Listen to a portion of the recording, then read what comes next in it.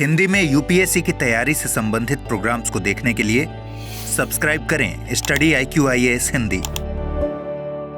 नमस्कार दोस्तों, स्वागत है आपका study IQ IAS Hindi platform पर। आज हम लोग बातचीत करने वाले हैं भारत और गुयाना के बीच संबंध के बारे में। गुयाना के बारे में आई डोंट नो आपको पता है या नहीं, लेकिन यह एक दक्षिण अमेरिकी देश है।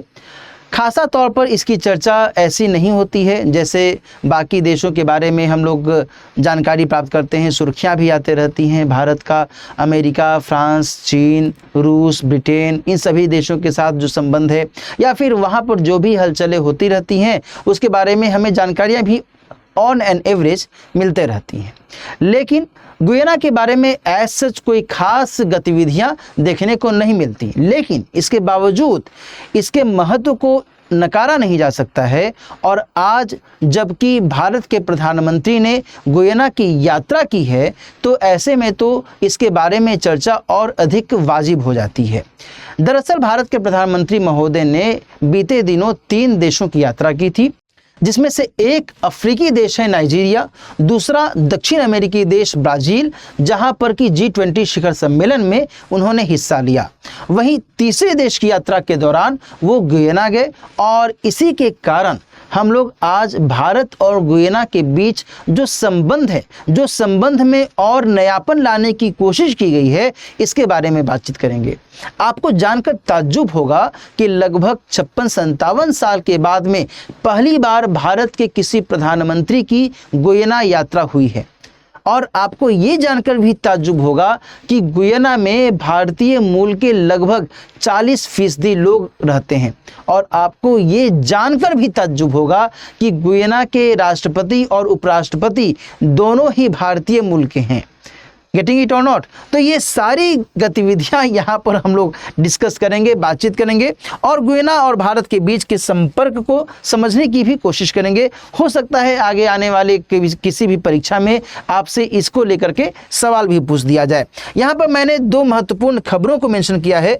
पहली खबर के अंतर्गत ये बताया जा रहा है कि भारत और गुयाना के बीच में ऐतिहासिक संपर्क रहा है और ऊर्जा क्षेत्र में भी दोनों देश एक दूसरे के साथ और अधिक साझेदारी करने को लेकर के उत्सुक हैं। वहीं दूसरी तरफ कैरिकॉम नाम से एक बहुत ही महत्वपूर्ण संस्था है, समुदाय है, कैरिबियन कम्युनिटी के तौर पर इसे जाना जाता है। तो इसके साथ भी भारत ने अपने संपर्क को और बेहतर करने की कोशिश की है। तो इन सभी एंगल से आज की चर्चा में हम लोग बातचीत करेंगे। लेकिन आगे बढ़ने से पहले मैं आपको ये भी बता दूं कि यदि आप सिविल सेवा परीक्षा की तैयारी कर रहे हैं और आपको लगता है कि GS की तैयारी में कहीं ना कहीं कोई ना कोई कमी है, आपको लगता है कि आप यदि GS की तैयारी अच्छे से कर लें तो शायद आप बेहतर तरीके से परफॉर्म कर सकें, तो ऐसे में आपका स्वागत है इस खास P2I फाउंडेशन बैच में। 25 नवंबर से सुबह में 8 बजे से इसकी कक्षाएं शुरू हो रही हैं। यदि आप इसका हिस्सा बनना चाहते हैं तो फिर दिलीप लाइव कोड का इस्तेमाल करते हुए 28,999 रुपये में इसमें आप हिस्सा ले सकते हैं और इसके जरिए अपनी GS की तैयारी को और बेहतर रूप प्रदान कर सकते हैं। आगे बढ़ने से पहले मैं आपको गुयाना के लोकेशन को इंडिकेट करा देता हूँ। ये अमेरिका का जो दक्षिणी हिस्सा है, यानी कि दक्षिणी अमेरिकी हिस्सा, ये गुयाना जो यहाँ पर है अटलांटिक महासागर के दक्षिण पश्चिम में स्थित है। इसकी राजधानी है जॉर्ज टाउन। ये ध्यान रखिएगा, कई बार ना एग्जामिनेशन वगैरह में इस तरीके से भी बहुत ही सिंपल सा सवाल पूछ दिया जाता है। दोस्तों, जो यहाँ पर आप तस्वीर देख रहे हैं, ये सामने जो व्यक्ति हैं ये दरअसल गुयाना के राष्ट्रपति इरफान अली हैं, जिनके साथ प्रधानमंत्री श्री नरेंद्र मोदी जी ने मुलाकात की है। मैंने इनके बारे में आपको बताया कि ये भारतीय मूल के हैं और साथ ही यहाँ पर आपके लिए ये भी जानने लायक है कि 2023 में जब प्रवासी भारतीय सम्मान का वितरण किया जा रहा था भारत के द्वारा, तो फिर इन्हें इस सम्मान से भी सम्मानित किया जा चुका है। और यहाँ के जो उपराष्ट्रपति हैं भरत जगदेव, वो भी भारतीय मूल के ही हैं। ये भी आपको ध्यान में रखने की ज़रूरत है। आगे बढ़े तो गुयाना के रणनीतिक महत्व के बारे में हम लोग बातचीत करेंगे। यहाँ पर तेल भंडार की बहुत महत्वपूर्ण स्थिति है। डायस्पोरा के स्तर पर भारत के साथ भू राजनीतिक महत्व के स्तर पर क्या कुछ एंगल हैं, इसके बारे में हम लोग समझेंगे। भारत बड़ी मात्रा में तेल का आयात करता है, ये सभी लोगों को पता है। पश्चिमी एशियाई क्षेत्र से, रूस से, वेनेजुएला से, अलग अलग हिस्सों से भारत ने तेल के आयात को महत्व दिया है। हालांकि ध्यान रखिएगा कि ईरान और वेनेजुएला जैसे देशों से हाल के समय में भारत के तेल आयात में एक रुकावट आई है, और ऐसे में गुयाना जैसे देश के साथ, जो कि तेल के उत्पादन में हाल के समय में एक बेहतर उन्नति कर रहा है, इस दृष्टिकोण से जो गुयाना के साथ संबंध है ये और बेहतर करना भारत के लिए लाजिमी लगता है। यहाँ पर दोस्तों ध्यान रखिएगा कि दोनों देशों के बीच कच्चे तेल के स्रोत, उत्खनन और रिफाइनिंग के मद्देनजर समझौता किया जा रहा है। इसके अलावा गुयाना में, जैसा कि मैंने आपको पहले भी बताया, 40% से ज़्यादा जो भारतीय मूल की उपस्थिति है, इस दृष्टिकोण से भी गुयाना और भारत के बीच के आपसी संपर्क को समझने की जरूरत है। रक्षा क्षेत्र में भी भारत और गुयाना के बीच में सहयोग की स्थिति देखी गई है, जहां एक तरफ भारत ने गुयाना को डोर्नियर विमान भेजा है, और वहीं दूसरी तरफ ITEC यानी कि Indian technical and economical cooperation के माध्यम से भी गुयाना के साथ बेहतर संपर्क बनाने की कोशिश की गई है। दोस्तों यहाँ पर हम कुछ महत्वपूर्ण अन्य जो पक्ष हैं उसे भी देखें, उसे भी समझने की कोशिश करें कि आखिर किस तरीके से जो भारत और गुयाना के बीच का संबंध है, इसे आपको ध्यान से समझने की ज़रूरत है। दोस्तों लैटिन अमेरिका और कैरिबियाई क्षेत्र के मद्देनज़र भारत की भूमिका को नज़रअंदाज नहीं किया जाना चाहिए, है ना। तो लैटिन अमेरिका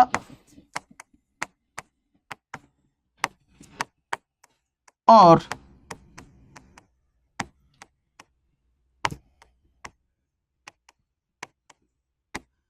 कैरिबियाई क्षेत्र के साथ भारत को लगातार संपर्क बनाए रखने की कोशिश करनी चाहिए।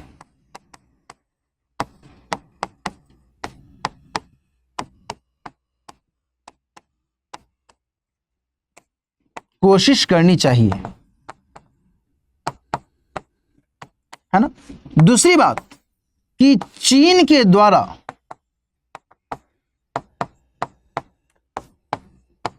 गुयाना सहित इस क्षेत्र में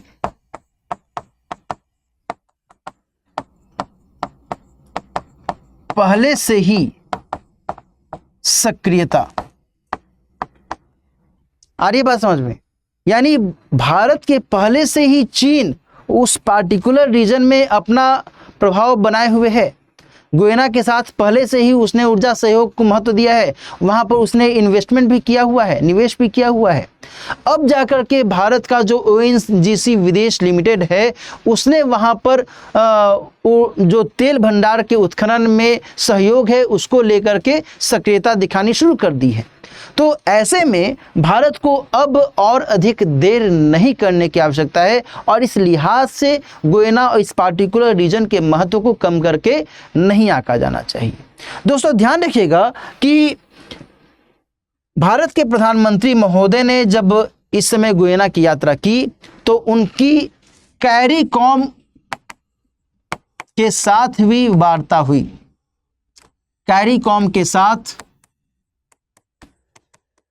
PM की वार्ता। जो ये कैरिकॉम है इसे कैरिबियाई समुदाय के तौर पर भी जाना जाता है। कैरिबियाई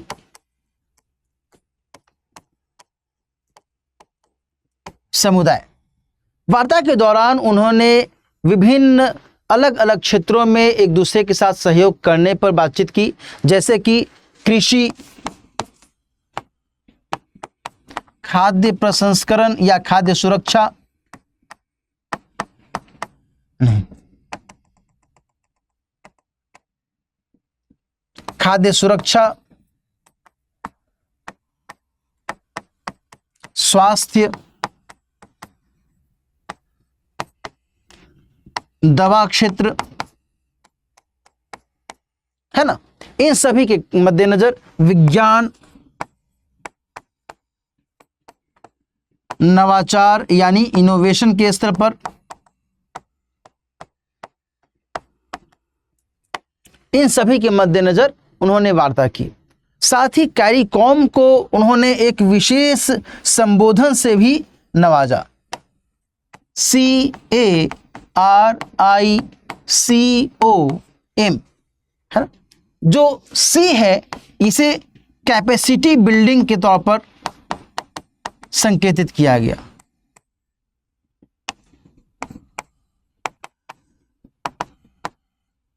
C for capacity building, A for agriculture and food security. आ रही बात समझ में? जो ये R है इसे renewable energy and climate change के तौर पर इंडिकेट किया गया। Renewable energy and climate change, मैंने CC लिख दिया है, क्लाइमेट चेंज आप समझ जाइएगा। इसके अलावा जो I है ये इनोवेशन, टेक्नोलॉजी और ट्रेड से संबंधित माना गया। ये सब भारतीय प्रधानमंत्री ने इसे नया नाम दिया है भाई, है ना, तो ध्यान रखना है। इनोवेशन, टेक्नोलॉजी एंड ट्रेड, ठीक है ना, तो इनमें से I ले लिया गया। फिर से जो ये C है इसके अंतर्गत क्रिकेट और कल्चर को इंडिकेट किया गया।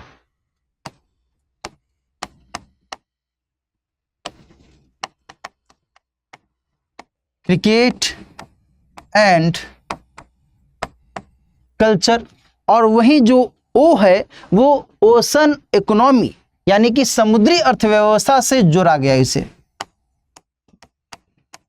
ओशन इकोनॉमी, और बचा M तो इसे मेडिसिन और हेल्थ केयर से संबोधित किया गया।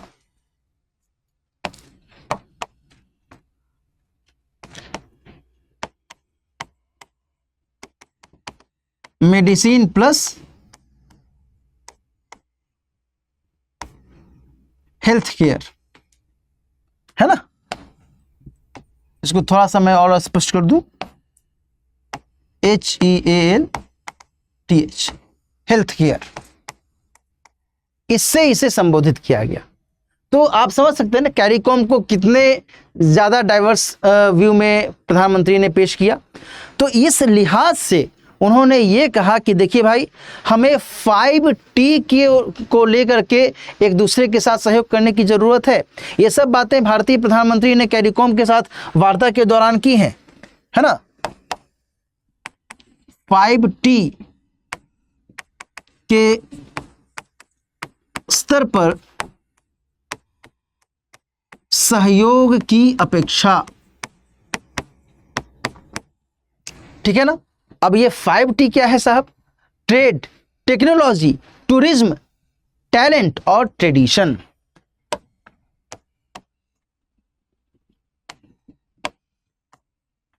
इसे मैं और थोड़ा सा बेहतर तरीके से लिख दूं ताकि आपको समझ में आ जाए।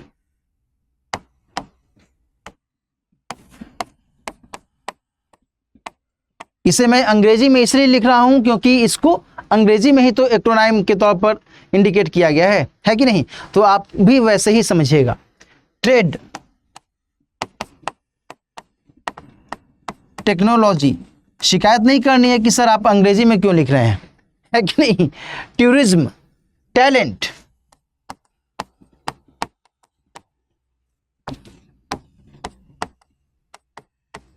हाँ देखो सब टी से आ रही है ना। ट्रेडिशन, इसके स्तर पर सहयोग की बात कही गई है, ठीक है साहब। दोस्तों यहां पर एक बात मैं आपको बताऊं कि जिस कैरिकॉम को लेकर के यहां पर उन्होंने एक व्यापक डायमेंशन दिया है, इसकी स्थापना वर्ष 1973 में हुई थी। 1973 में ये जो समुदाय है इसको स्थापित किया गया था, और इसमें एट प्रेजेंट यदि हम बात करें तो फिर ध्यान रखिए कि इसमें 21 देश शामिल हैं, है ना। 21 देश शामिल हैं। कई बार ना इस तरीके से पीटी एग्जामिनेशन में सवाल पूछ दिया जाता है, 21 देश शामिल है इसमें, किसमें? तो कैरिकॉम में, जिसमें से 15 सदस्य देश हैं और 6 जो है इसमें एसोसिएट सदस्य के तौर पर, सहयोगी सदस्य के तौर पर जाने जाते हैं, है ना। 15 सदस्य देश और 6 सहयोगी सदस्य। इसका हेडक्वार्टर कहाँ है ये मैं आपको नहीं बताऊंगा, ये आप मुझे कमेंट सेक्शन में बताने की कोशिश कीजिएगा इसका हेडक्वार्टर कहाँ है। कुछ टास्क आप भी किया कीजिए, गेटिंग इट। तो यहाँ इन सभी पक्षों को लेकर के बातचीत की गई और यह कोशिश की गई कि भाई हम एक दूसरे के साथ विभिन्न स्तरों पर बातचीत करें, एक दूसरे के साथ जो उत्पादन है, विभिन्न वस्तुओं के उत्पादन को और अधिक बढ़ावा दें, प्रोत्साहन दें, उत्पादकता को बढ़ाएं और साथ ही जो आर्थिक सहयोग है उसे भी और अधिक महत्व दिया जाए, है ना। इन सभी के स्तर पर भारत और कैरिकॉम के साथ एक दूसरे के लेवल पर बातचीत की गई। आ रही है बात समझ में? यहाँ पर दोस्तों ये भी ध्यान रखिएगा कि भारत ने कैरिकॉम के साथ वार्ता के दौरान में कुछ अन्य महत्वपूर्ण पक्षों पर भी बातचीत की, जैसे कि जलवायु परिवर्तन,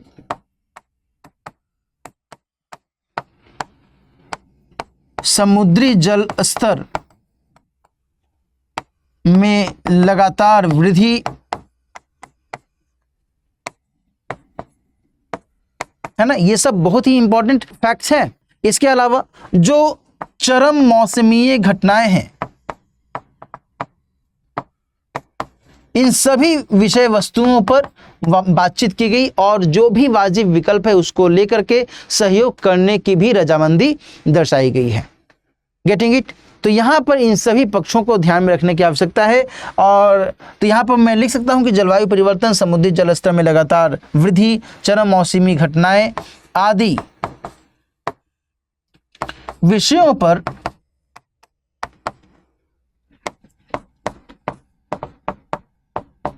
आपसी सहयोग को लेकर सहमति, है ना। ये चीजें ध्यान में रखिएगा, गेटिंग इट। तो ये एक खास एस्पेक्ट रहा भारत और कैरिकॉम के साथ में आपसी संपर्क को लेकर के। कभी यदि एग्जामिनेशन में इसको लेकर सवाल पूछ दिया जाए तो भी आपके लिए उपयोगी हो सकता है। और साथ ही जो हम लोगों ने भारत और गुयाना के बीच संबंध को लेकर बातचीत की कि आखिर गुयाना किस दृष्टिकोण से भारत के हिसाब से महत्वपूर्ण है, वहाँ पर भारतीय मूल की जो आबादी है, जो चीन का एक एंगल है वो किस तरीके से अपने आप में बड़ी भूमिका निभा सकता है, ईरान और वेनेजुएला के साथ भारत का तेल आयात वर्तमान में अभी रुका हुआ है, अवरोध है यहाँ पर। तो ऐसे में भारत अपने तेल आयात को लेकर के गुयाना के साथ किस तरीके से संबंध और बेहतर बना सकता है ना। भारत वहाँ पर तेल उत्खनन में किस सीमा तक अपना योगदान दे सकता है, इस सभी के मद्देनजर गुयाना के महत्व को भी नज़रअंदाज नहीं किया जा सकता। और कैरिकॉम के साथ भी भारत अपने सहयोग को आगामी आने वाले समय में और मजबूत बना सकता है, ताकि इस क्षेत्रीय समूह के साथ भारत अपना जो संपर्क है लगातार और बेहतर बना सके। तो आज की चर्चा में हम लोगों ने इन सभी एंगल्स पर बहुत ही विस्तार से स्पष्ट तरीके से बातचीत की है, जिससे आपको इस विषय को समझने में आसानी होगी। आज की चर्चा दोस्तों हम लोग यहीं पर समाप्त करते हैं। साथ ही मैं आपको फिर से बता दूं कि यदि आप सिविल सेवा परीक्षा की तैयारी कर रहे हैं और जीएस की तैयारी को लेकर के आपको अभी भी हिचकिचाहट है, डर है और एक संशय की स्थिति बनी हुई है कि आखिर कैसे तैयारी करें, तो P2I फाउंडेशन बैच आपके लिए एक खास मौका है, जिसके जरिए आप अपनी जीएस की तैयारी को और बेहतर कर सकते हैं। इसके लिए आपको दिलीप लाइव कोड का इस्तेमाल करना है। इसमें आप इस कोड के जरिए बहुत ही एफोर्डेबल फी में यानी कि 28,999 रुपये में एडमिशन ले सकते हैं और इसके साथ ही अपनी जीएस की तैयारी को और बेहतर रूप प्रदान कर सकते हैं। साथ ही यदि आप मुझसे जुड़ना चाहते हैं तो फिर मुझसे इस मेल आईडी के जरिए संपर्क कर सकते हैं, dilip.kumar@studiiq.com। ये मेरा मेल आईडी है। साथ ही यदि आप मुझसे टेलीग्राम चैनल से जुड़ना चाहते हैं तो आप इस चैनल को सब्सक्राइब कर लीजिए, दिलीप kumar@02 ये है मेरा टेलीग्राम चैनल। आप इस टेलीग्राम चैनल को सब्सक्राइब कर सकते हैं। यहाँ पर भी मैं नियमित तौर पर कुछ न कुछ जानकारियाँ देता रहता हूँ। आज की चर्चा दोस्तों यहीं पर समाप्त करते हैं। मिलते हैं फिर किसी नए टॉपिक के साथ। अपना ख्याल रखिए। All the best. हिंदी में यूपीएससी की तैयारी से संबंधित प्रोग्राम्स को देखने के लिए सब्सक्राइब करें स्टडी IQ IAS हिंदी।